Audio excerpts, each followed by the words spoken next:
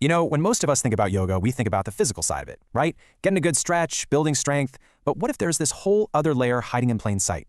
Today, we're going to dive into the hidden stories and symbols behind our favorite yoga poses, way beyond just the shapes we make with our bodies. So just think about this for a second. What if every time you hold a pose, you're not just working a muscle, but you're actually telling a story? A story about strength, or maybe about letting go, or about growth. That's the exact idea we're going to unpack here. Because really, these ancient postures are so much more than just a workout. They are packed with symbolism that can totally change how you experience your practice. Okay, let's start with one we all know, tree pose, or rikshasana. Just picture what your body is doing here. As you press your standing foot down, you are literally grounding yourself, connecting to all that stable earth energy. And at the same time, as your arms reach up, you're stretching toward the sky. You're reaching for growth. It's this beautiful physical metaphor for staying grounded while you reach for your dreams. So you see, it's not just about trying not to fall over. The pose itself is an expression. Your body becomes this amazing storyteller, communicating ancient ideas and your own personal goals all through movement.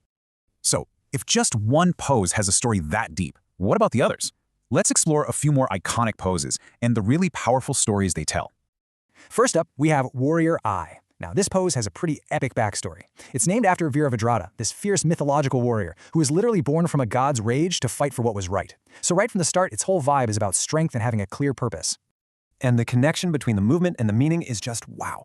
When you step forward into that strong, stable lunge, it's so much more than a leg workout. You are physically taking the stance of someone facing their own life battles head-on, with real courage. In that moment, you are the warrior. All right, so from all that fierce warrior energy, we're going to move to the complete opposite, child's pose. This is a pose all about rest, about renewal, and just coming back to a simple, fundamental state of being. And the meaning here is just as potent. The actual physical act of folding in on yourself, connecting your forehead to the mat, that's an act of surrender. It's about letting go of that constant need to push and to control everything. Instead, you're finding safety in just being still. It's such a great reminder that, sometimes hitting pause is the most powerful thing you can do. And finally, we get to what a lot of people say is the most important pose in the whole practice, savasana, or corpse pose. I know, it might look like you're just taking a nap, but believe me, there is so much going on under the surface here. The total stillness of Salasana represents a kind of symbolic death. Now, not a literal one, of course, but it's about the death of the ego, of all that striving and effort. By completely letting go, you make space for something new to come in. It's in this final rest where all the hard work you just did really sinks in and integrates into your mind and your body.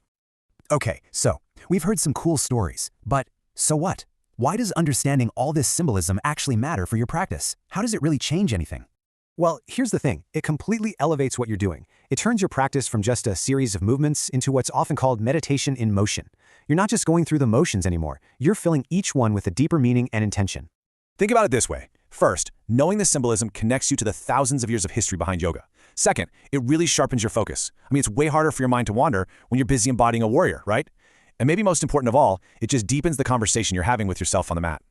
And that brings us to our last and honestly most important point. This isn't just about some ancient stories. This is about your story. There's this quote that just nails this whole idea.